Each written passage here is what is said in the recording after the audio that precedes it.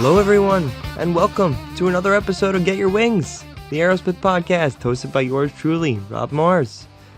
Today, we've got what I'm calling an interlude episode, continuing our discussion from last episode on Aerosmith's bassist, Tom Hamilton.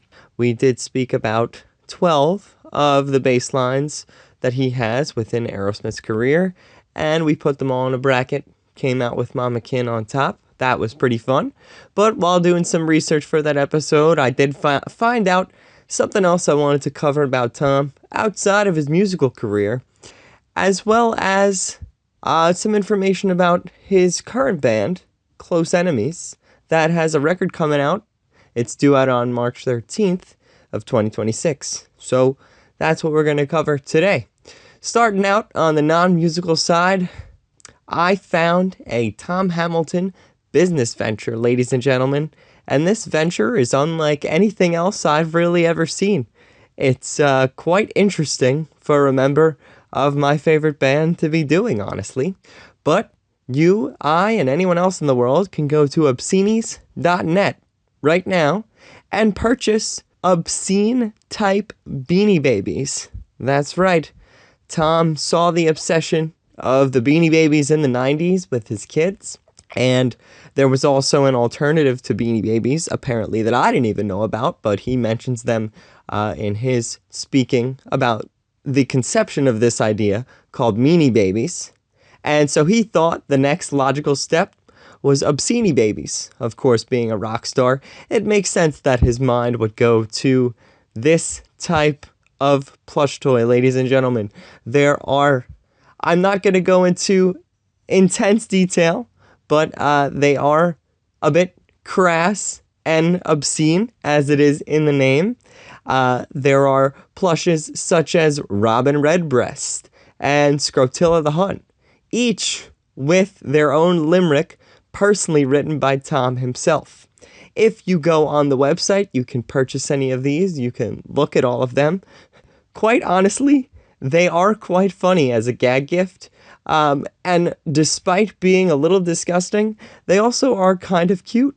Tom even is in an exaggerated infomercial on the website as well.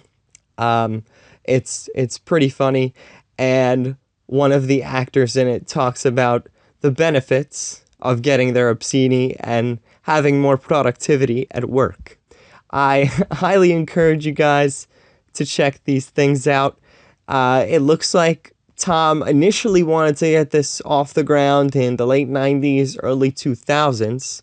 He had about 7,500 of them manufactured, I believe, over in China. And he couldn't figure out a way to sell them.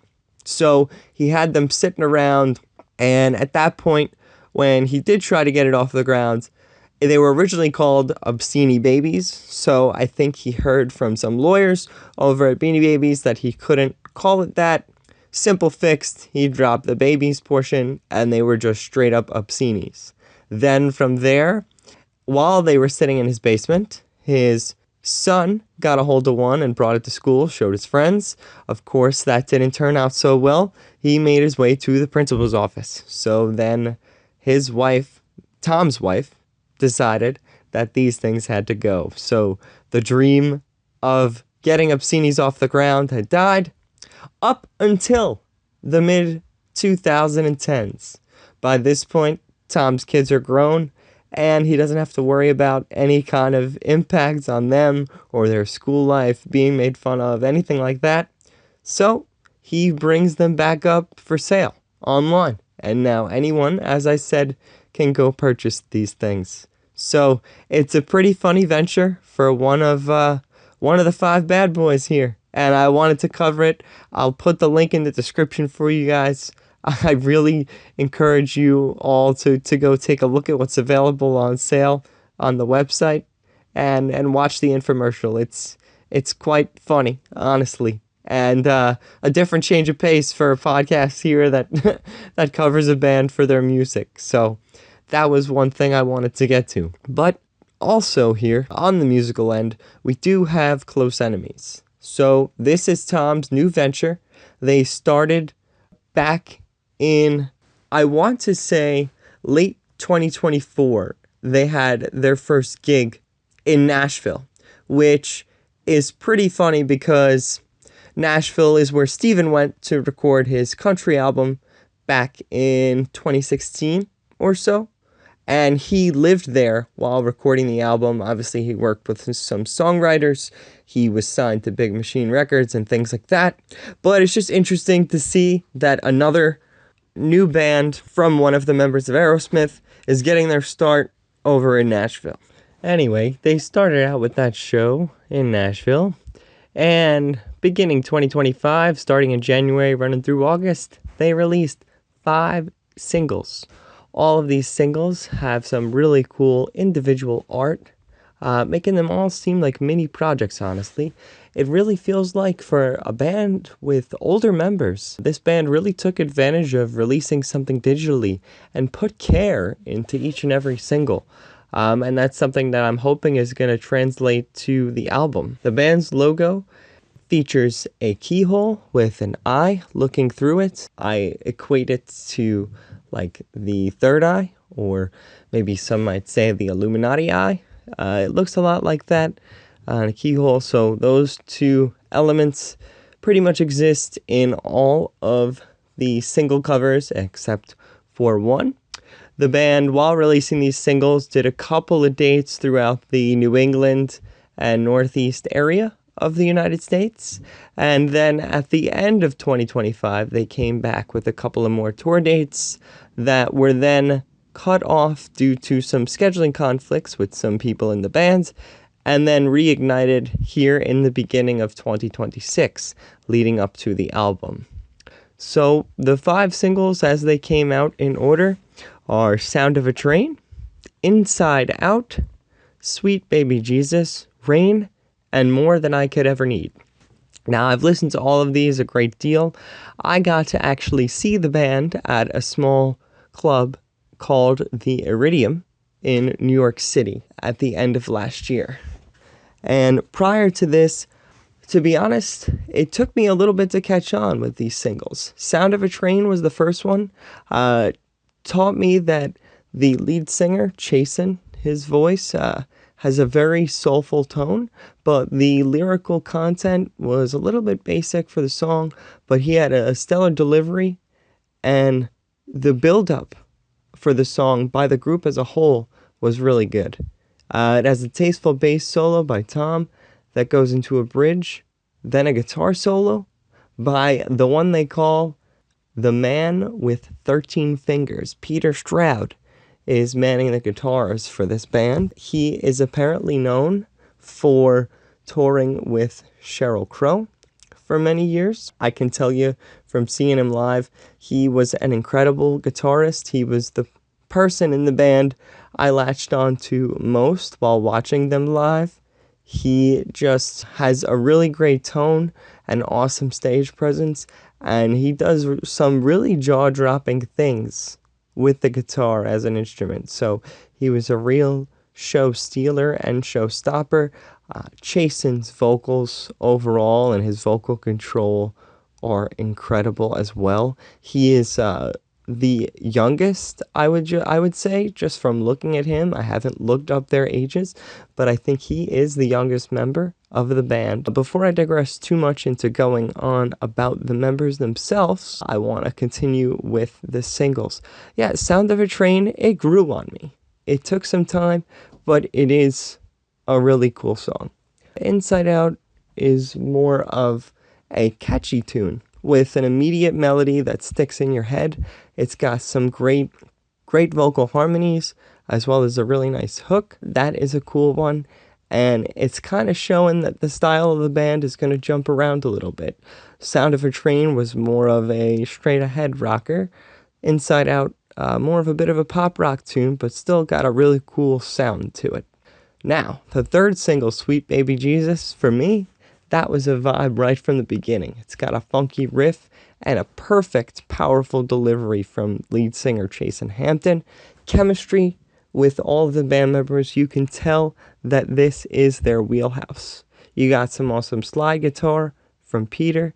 Tom does a beautiful job skating through with his bass line. There's a really great breakdown jam in the song from everyone. and the solo is perfect. So this is a really cool song, and this is the one where I was like, okay, now I'm a little locked in, and I gotta pay attention to what these guys are doing. Then comes Rain. This one seems like to be where the band started to really dig in as far as marketing themselves and their product. So I heard this a lot on their Instagram stories and posts, even to the point where when I went to see them last October, they opened with this song. Now, this song definitely serves itself better as a live track to me than a studio track. Jason's delivery is genuine and sincere, but I just feel like the hook, at least initially, lacks the true power of the story that the song is trying to sell. The switch up of the riff is unexpected and gives the song some more depth, but for me, it doesn't really do the job. This is probably my least favorite of the 5 single tracks. It was cool to hear live, and I appreciate the lyrical content, but it seems, I don't know, a little contrived. Moving on to the final single, released last August, is called More Than I Could Ever Need. Now, this, along with Sweet Baby Jesus, was a song where I said, okay, they are, again, firing on all cylinders. This is a heartfelt song, but it also has some really fantastic musical ideas and a ton of movement throughout it. And Tom has a classic marching bass line on this. Very reminiscent of some of the stuff we covered when we were going over the 12 bass lines from last episode. So it was cool to see that touch. But what I did not know until I went to see this band live is More Than I Could Ever Need is actually a song that Tom himself brought to the band. So I found it really interesting that More Than I Could Ever Need was this song for me that really pieced it all together with Close Enemies. Because, to be honest, yes, I did like Sweet Baby Jesus. Inside Out was cool, but, I wasn't really figuring out what this band was trying to be, where they were going, what they were going to sound like. Was it going to be a niche, or were they going to check a lot of different boxes at once? I couldn't really tell. More Than I Could Ever Need was that song where I heard it, I really liked it, went back to it, then continued to go back to the other 4 tracks, and really got a picture of who Close Enemies are and who they want to be to their fans. So it was really cool to learn that Tom brought this one to the rest of them. Now, as far as the band members themselves, what I want to say here is Tom was the last one to join the fray. It's funny because when you look them up in a lot of these early gigs, they call themselves Close Enemies, featuring Tom Hamilton of Aerosmith. Of course, he is their most famous member, being a member of Aerosmith. However, all of these other guys were here. The real brainchild of the project is a man named Trace Foster. Now, at the time that he recruited Tom, he was Aerosmith's bass tech. And apparently he had teched for multiple members of Aerosmith, including Brad Whitford and Joe Perry. But at this time, he was teching for Tom. Whoever their previous bassist was before they released any material walked away from the band. He was on the phone with one of the other band members, and he looked up and he saw Tom right in front of him, and he said, "This is the best bassist that I know, so I think I found our new bassist." And Tom obliged and joined the project. And seeing him up there, he doesn't speak much publicly anymore because, as some of you may know, he's had issues with tongue and throat cancer over the years. So I think that's affected his ability to speak properly. And I don't think he enjoys it, unfortunately. I did meet him back in and this was before, he had any additional procedures, I guess, and he still spoke pretty well, although there's a noticeable change in pitch in his voice from a lot of the material filmed in the 90s and so forth. He had a deeper voice. Now it's much higher. But that being said, you can still tell Tom is an integral member of this group, and he really enjoys just being up there, being able to play. And they are building a ton of chemistry. So Trace was the brainchild, as I said, behind all of this. He has also worked with Mick Jagger of the Rolling Stones, Angus Young of AC/DC, Ron Wood, also of the Rolling Stones, and Cheap Trick. Chasen is a former Mouseketeer. That's where he got his start in the industry. That's the first reference to Disney on this episode. Maybe there'll be another a little later on.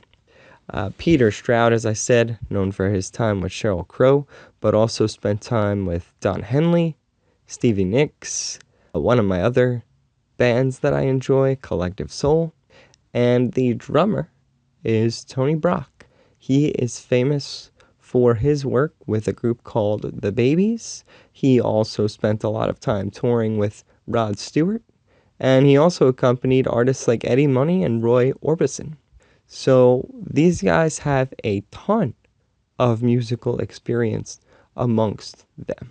And you can tell that when seeing them live. Like I said, there's an ease to what they do together. There's an element of fun to it. You can tell they all appreciate each other and they all respect one another.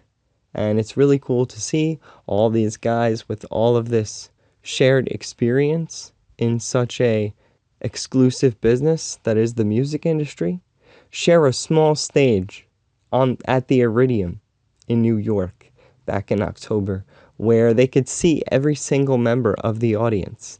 And they're playing music, most of which has not even been released. So, of course, they played their 5 singles, but the rest of their set was composed of other songs that they had that are either going to be on this album, or songs that don't even appear on this album, that may be on another project, or may end up in a vault somewhere. Who knows? But let me tell you, having seen these guys, I'm very excited for this project. I'm excited to see where this band is going to go. Even the songs I had not heard once before in my life, I did not know a name. They all felt natural. They were fun to listen to. They were great to experience. And they were performed very well by all of these musicians. So I encourage you, if you haven't already, look out for this album and go check out the 5 singles that are already out there to prepare for it, because it should be a good one. Now, I was lucky enough at this show, since it was such a small gig, to get a very crisp set list. It's in great condition. It's not ripped up at all. Very nice, and I'm glad to have it. And I credit that to my girlfriend, because she is the one that went up to the stage after the show to grab it. I am normally a little bit bashful about asking for these things, even if I do want them. So, thank you to her, but I do have the set list right in front of me, and I just want to point out, of the songs played live, 3 of them do not appear on the album track list. They are called Dry Rocket, Midnight Rendezvous, and Head First. Those 3, all of which I remember being good, do not appear on the album. Now, conversely to that, there is one song on the album that was not played live. That song is called She's a Light.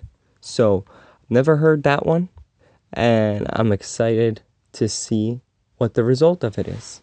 The rest of these, yes, I've heard, but I've only heard them one time, and I heard them live. But the fact that none of them felt drawn out or haphazard or lacking some sort of hook to bring me back to the song is really quite amazing. You know, even when I see artists that I already like a lot of their material and I don't know a song or don't fully recognize a song, sometimes I'm taken out of it. With this band, I was not at all. I was in every moment. It looked like they were leaving it all out on the stage, and it was really nice to see. It seemed like they really had a connection to this music and really wanted to bring it to us, and they were also grateful for us being there to experience it with them. So, pretty cool. Now, I will also link the Close Enemies website and their store in the description of the episode as well, so you can go check out what you can get in relation to the album. They did release a limited edition signed vinyl. It was a blue vinyl, very cool. It's actually sold out at this point. I do not have a vinyl player, so I wasn't going to pick that up, but I absolutely will be getting the CD version and checking that out as soon as possible. Other than that, I want to remind you guys, the show does have an Instagram page, and if you're liking what I'm putting out there, please go follow it. It's at Get Your Wings. It's Get You Are, the letters U R for your wings. So I link that in the description as well. Please go follow it. If you like the video, please actually like it on YouTube. Subscribe if you've been following all of the episodes. Please comment with things that you like, that you don't like. What should I cover? What should I not cover? Things like that. I'm always looking for feedback here. Right now, for a band that's been around as long as Aerosmith, there is a lot of auxiliary noise going on with Close Enemies. Joe had a Joe Perry Project tour last year as well. Aerosmith are releasing a remix and remaster of their debut that I want to cover. And also, while on the remaining dates of their tour, Close Enemies at the beginning of this year visited not only California, but Florida. And while in Florida, the whole band went for a final ride on Aerosmith's Rock and Roller Coaster, which, if any of you follow theme parks or Disney news, or I guess just Aerosmith at this point, you might know that the coaster is now, as of this recording, shut down. March 1st was the last day of its operation as the Rock and Roller Coaster starring Aerosmith. It is set to be rethemed as a coaster starring the Muppets, specifically the band that Animal plays drums in, if any of you know the Muppets, called Dr. Teeth and the Electric Mayhem. So it was pretty cool to have at least one member ride the ride before its closing. I got to do that myself, and that's something I'm going to be covering on our next episode, along with the history of the Rock and Roller Coaster, because for me, it was something awesome before I was even a major fan of the band, just as a ride, and then linking it to what became my favorite band of all time just made it even more iconic for me, and I'm sure for some of you fans out there, it served the same purpose.